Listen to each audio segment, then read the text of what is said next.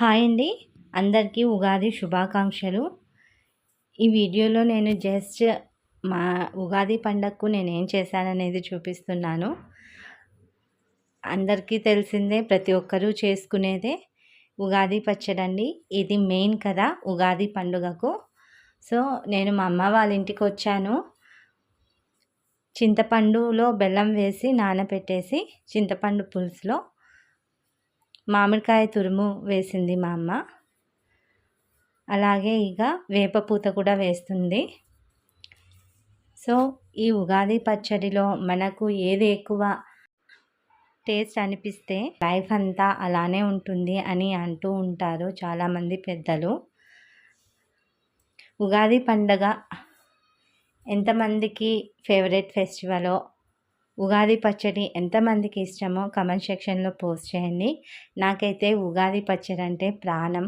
నేను గ్లాస్లో పోసుకొని మా ఇంట్లో ఉగాది పచ్చడి ఎక్కువ తినేదంటే నేనే అండి. నాకు చాలా ఇష్టము.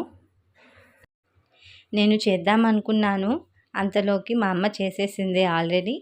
ఇక అందులో మా అమ్మ చేసేది మీకు చూపిస్తున్నాను.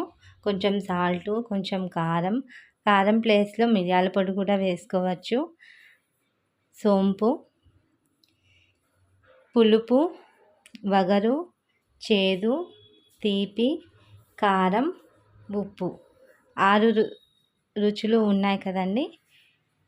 సో ఇంకా బాగా మిక్స్ చేస్తుంది.